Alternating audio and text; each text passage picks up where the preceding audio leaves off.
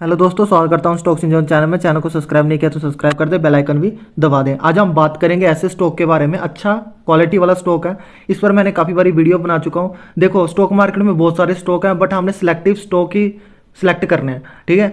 कोई भी स्टॉक में ऐसे ही पैसा नहीं लगा देना है, सोच समझ कर पैसा लगाना, ओवर डाइवर्सिफाइड बिल्कुल भी नहीं करना है। तो अगर हम स्टॉक की बात करें, अच्छी खासी गिरावट में डिस्काउंट में देखने को मिल रहा है। क्वालिटी वाइज स्टॉक है, मार्केट की लीडर है, ठीक है। अच्छा स्टॉक है, जितना चाहो उतना पैसा इस स्टॉक में लगा सकते हो।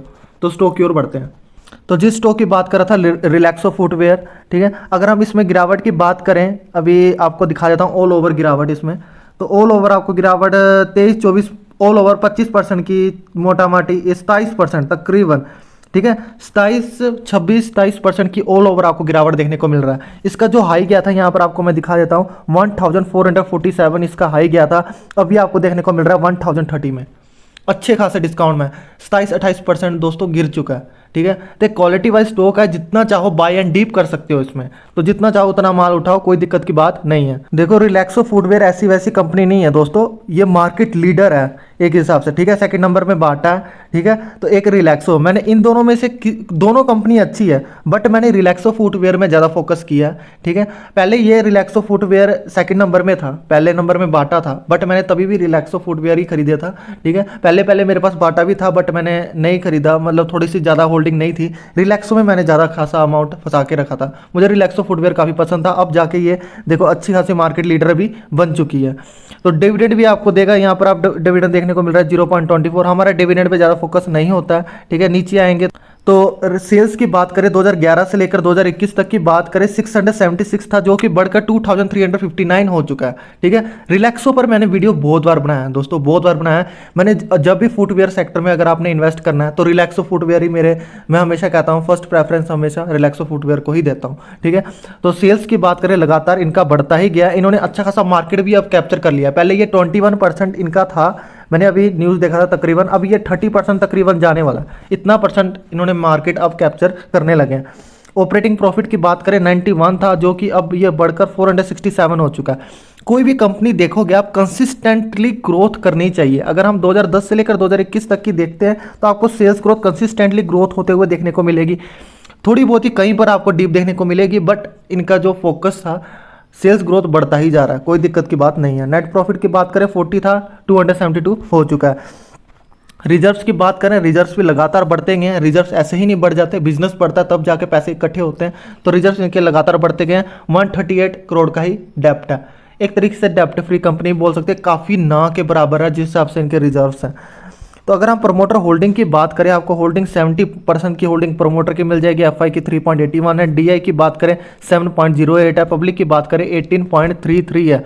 तो अच्छा खासा है स्टॉक। रिलैक्सो फुटवेयर अच्छे खासे डिस्काउंट में मिल रहा है। अगर हम स्टॉक की पीई की बात करें, अभी आपको 94 का देखने को मिल रहा है। तो जितना चाहो उतना पैसा लगा सकते हो। यहाँ पर देख लो, कैनवस शूज़, स्पोर्ट्स शूज़, सब स्कूल शूज़, सब ये बनाता है। शूज़ में फुटवेयर सेक्टर में इन्वेस्ट कर लो, कोई दिक्कत की बात नहीं है। अगर आपने फुटवेयर सेक्टर में इन्वेस्ट करना ही है तो रिलैक्सो मैं आगे लास्ट में ये उनके लिए वीडियो बना रहा हूँ जो मुझे कमेंट कर रहे थे कि लक्स इंडस्ट्री लिमिटेड में क्या करें। देखो दोस्त, अगर आपने स्मॉल कैप कंपनी में खरीदा है तो आप मेंटली प्रिपेयर रहो कि गिरावट भी उसी तरीके से होगा। 40, 50, 60, 70% गिरना आम बात रहती है। जब इसका मार्केट कैप देखोगे आप, 6000 का ही मार्केट कैप है, 6000 करोड़ का ही मार्केट कैप है, काफ़ी छोटी कंपनी है। तो इसमें गिरावट इसी तरीके से होता है, जब तेजी पकड़ रहा है तो बहुत तेजी से भागता है, जब गिरावट होती है तभी बहुत तेजी से गिरावट होती है। इससे पहले भी आप यहाँ पर देखोगे तो यहाँ पर भी आपको तकरीबन यहाँ पर 56-57% की ऑल ओवर आपको गिरावट देखने को मिल रही है, ठीक है। यहाँ पर आप देख पा रहे हो। उसके बाद ये खतरनाक ऊपर गया, तो यहाँ पर आप देख पा रहे हो 216% का ऑल ओवर इसने खतरनाक रिटर्न दिया। उसके बाद फिर से अब ये नीचे गिर रहा है तकरीबन 50%, ये भी लगा लो 50% ऑल ओवर। यहाँ पर भी गिरा, यहाँ पर भी गिरा। अगर आपको कंपनी में भरोसा है, फिर से ये ऊपर ही जाएगा अगर आपने सोच समझ कर खरीदा है, ठीक है। तो छोटी कंपनियां दोस्त इसी तरीके से नीचे गिरती है, इस चीज़ के लिए मेंटली प्रिपेयर रहो। अगर आप ये प्रेशर नहीं कर सकते सहन, तो आप छोटी कंपनी में इन्वेस्ट ही ना करो, क्योंकि छोटी कंपनी में इसी तरीके से गिरावट होती है। आप फिर ब्लू चिप कंपनी में इन्वेस्ट करो, ठीक है।